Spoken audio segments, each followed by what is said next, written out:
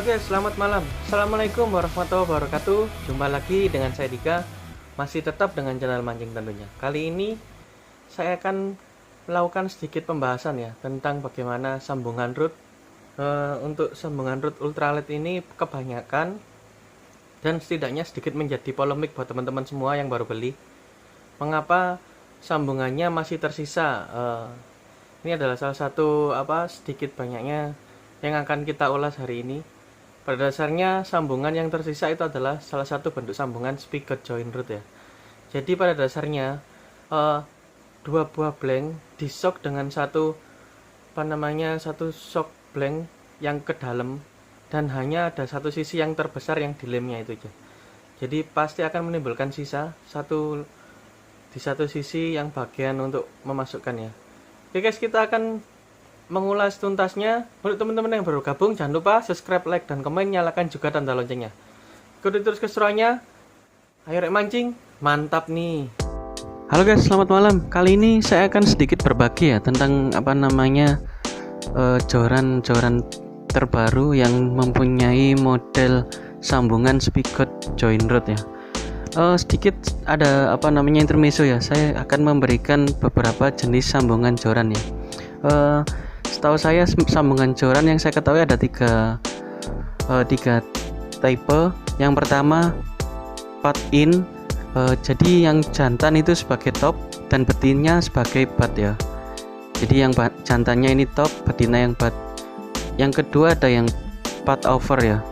Jadi bagian betinanya ini dia sebagai topnya. Jadi kebalik dari part in tadi. Betina yang part over, betina top, yang jantannya ini menjadi butt.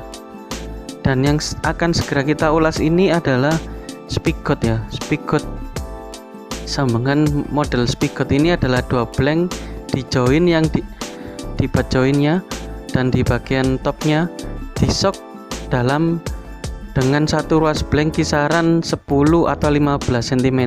Biasanya soknya itu disok di bagian yang terbesar ya, yang lebih besar di bagian dilem ya di sana ya. Jadi dia pakai sistem lem, soknya itu dilem bagian dalamnya seperti ini guys. Nah, sok berada di bagian bawah karena di blank yang paling besar seperti ini. Seperti ini guys ya. Oke. Untuk joran yang satunya juga seperti itu. Nah, di sini saya ada sedikit perbedaan nih guys. Untuk masalah setiap pabrikan tidak sama. Mereka mempunyai panjang sok yang berbeda ya. Karena ini sudah menjadi rahasia pabrik. Jadi kita tidak perlu ulas di sini. Tapi yang penting ini sudah menjadi pakem yang sangat bisa dipertanggungjawabkan ya guys. Nih seperti ini guys. Jadi pada dasarnya tujuan daripada spigot joint root ini ada sisanya adalah di sini bertujuan supaya joran kita lebih awet dan juga joran kita untuk shocknya ini lebih kuat ya, tidak gampang lepas. Pada intinya tujuannya adalah untuk supaya sambungan ini presisi dan juga joran tidak godek saat gedek ya. Kalau entah godek atau gedek saat kita melempar itu ada semacam bunyi itu sangat berbahaya. Untuk bagian join tidak boleh sampai bergerak seperti itu ya, seperti ini harus benar-benar kuat. Oke, untuk penjelasan lebih lengkapnya mengapa sambungan harus seperti ini, oke, kita akan mulai mengulasnya. Sampai simak videonya sampai dengan akhir sehingga kita bisa saling berbagi ilmu, berbagi pengalaman. Oke guys, kalau ada pertanyaan ataupun kita bisa sharing, cantumkan di kolom komentar ya guys. Mantap nih. Halo guys, kita akan mulai ya mengulas sedikit banyaknya sambungan ini ya. Sambungan spigot joint root ya guys. Di sini di saat kita pertama-tama kali pas waktu memancing nih guys.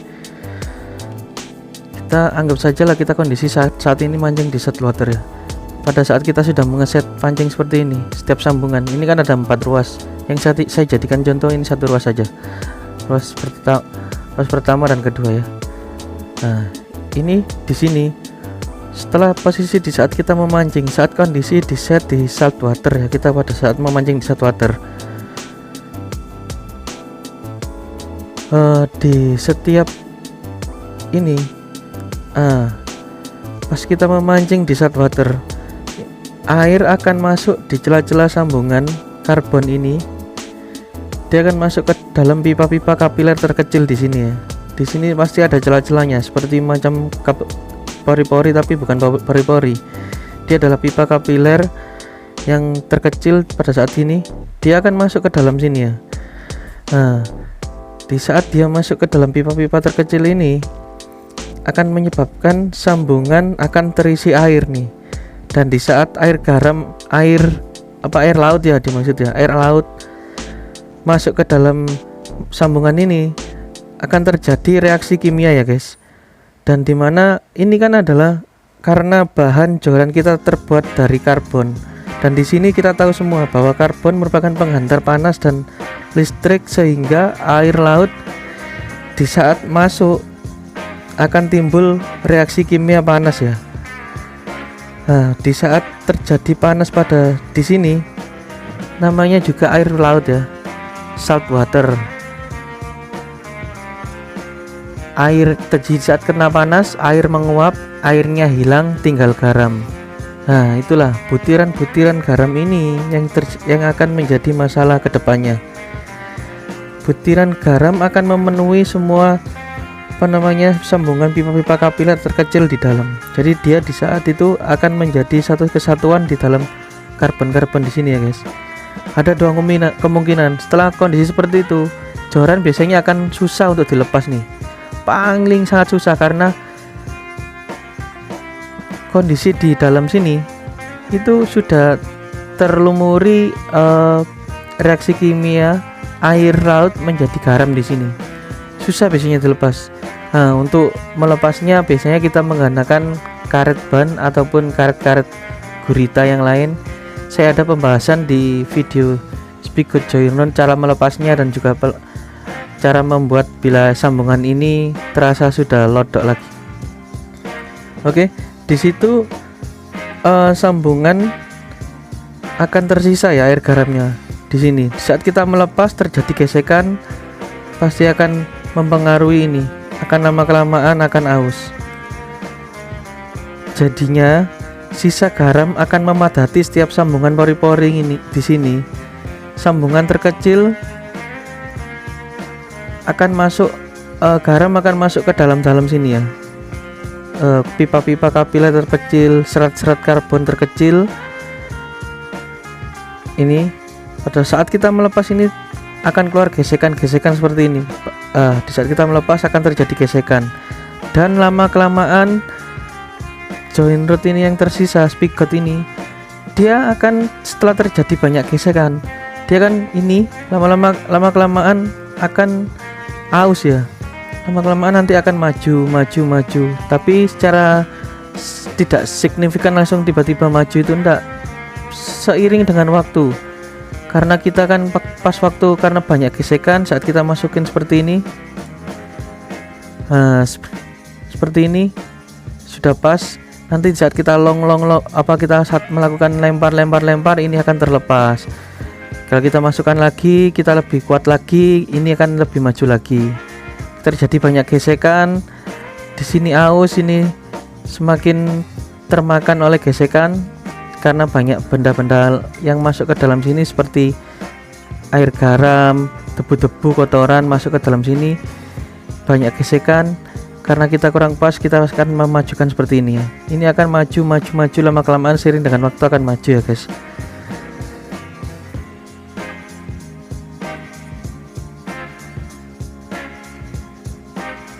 Hal ini juga berlaku pada kita di saat memancing di posisi freshwater ya. Jadi kita memancing di freshwater, di situ memang untuk butiran air bisa masuk.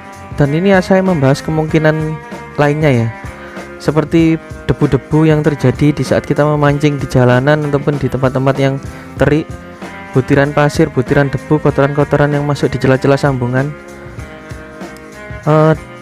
Di di saat kita memancing itu kita kan nggak tahu entah itu kotoran dari mana, seperti pasir-pasir dari mana juga akan masuk. Dan pada saat di kondisi terik matahari panas itu, joran karbon kita itu rentan ya bereaksi secara kimia. Dia akan menjadi penghantar panas yang baik. Dan di saat terkena panas itu ini celah-celah ini celah-celah pipa kapiler pori-pori serat karbon terkecil ini itu akan mudah termasuki kotoran-kotoran akan masuk ke dalam sini ya. Pada saat kita nggak tahu, kita pas waktu memancing kadang pas ini terjadi gesekan ya, kita memasukkan gini pun sudah terjadi gesekan. Nah, butiran-butiran kotoran di sini itu akan menjadi penghambat. Jadi sama aja kita lama-kelamaan kita menggunakannya itu sama aja dengan menghambat ya. Kan kita nggak tahu kotoran-kotoran yang terjadi dan masuk menumpuk ke dalam ini. Entah di sini atau di sini, semua kotoran akan masuk di dalam ya. Nah, pada saat kita melakukan kegiatan memasukkan ini terus kita melepasnya lagi, kita akan melakukan tindakan seperti ini berulang. Secara tidak langsung hal ini akan mempengaruhi pada sambungan ya. Pasti akan timbul gaya gesekan yang berlebih ya guys, sehingga secara fisika, secara teori bahan karbon ini akan berangsur-angsur aus ya guys. Karena panas dia memuai, kotoran bisa masuk ke dalam. Di saat kotoran masuk ke dalam kondisi normal, joran karbon ini bereaksi secara normal. Kotoran sudah terlanjur masuk, kita pada saat kita melakukan gesekan seperti ini terjadi gesekan, kotoran akan bergesek di sini, porosnya di sini dan di sini. Dia akan mengauskan bagian di sini dan di sini. Dan lama kelamaan akan maju ke depan ya. Sekarang segini, nanti mungkin berapa bulan ke depan maju, yang pasti tidak akan sampai berhimpitan, yang pasti hanya akan maju beberapa milimeter aja ya guys. Dan di sini kalau kita tidak menyetingnya dengan kuat-kuat, takutnya ini di saat kita melakukan lemparan, kita melakukan action, ini akan terlepas guys, saya yakin. Mohon maaf ya sebelumnya untuk teman-teman yang sudah punya terus digosok seperti ini tuh, saya rasa kalau dibilang tingkat kenyamanan itu sangat salah besar, karena di sini pabrikan menghasilkan seperti ini tuh pasti ada tujuan dan maksudnya.